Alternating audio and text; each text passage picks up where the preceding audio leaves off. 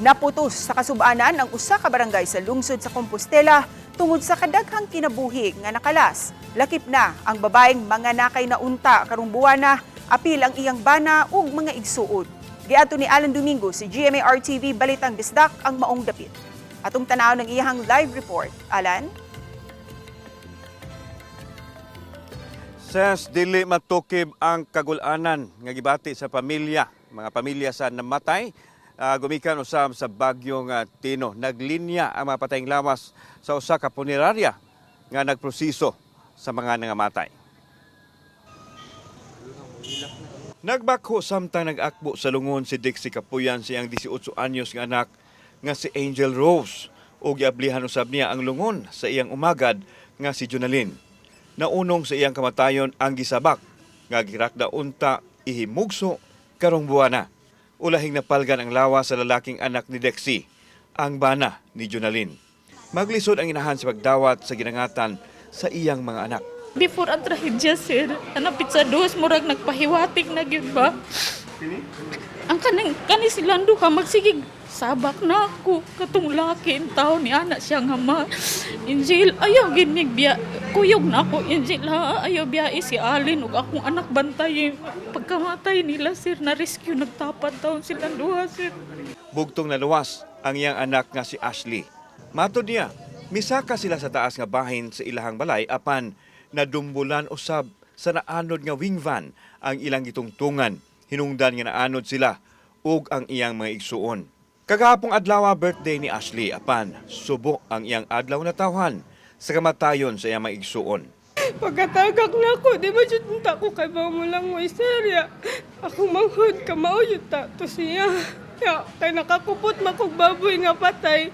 Muraghimol akong salbabida, makupta na unta na ako kung manghod. Pero nabuhian ako, kaya nalumos ko, kaya di ko kamamulangoy.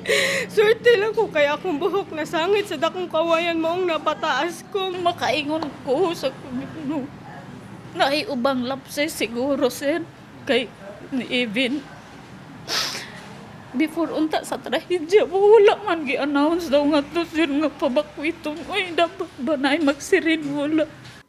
Lakip sa namatay ang anak ni Betty Bataluna nga si Olivia nga nagtrabaho sa Manukan. Nabunog siya na say kuan nga siyang naong yan samad daghan kay siya samad.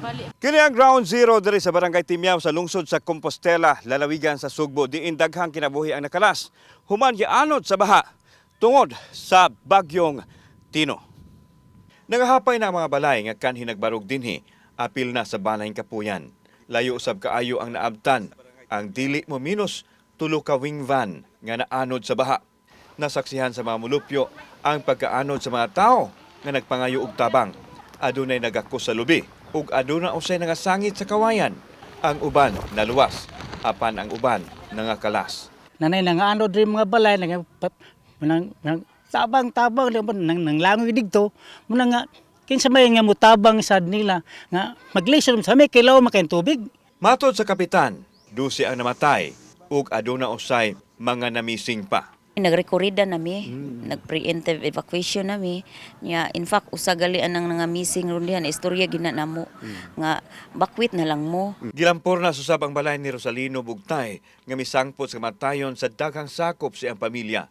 Matod niya, kung may flood control project pa ang ilang dapit, nagtuo siya nga dili ingon ni ini kagrabe ang impact sa bagyo. Nahibong siya nganong naputol ang flood control project sa ilang dapit. Kung ato makita adunay flood control project dinhing dapita, apan naputol diri ra kutob. Hinungdan nga ang baha na maybay padung na sa residential area. Putol ra nila kay ang sumpay anito araman didto sa unahan. Masipti gid ang among bahay nga ri. Og nahuman pa.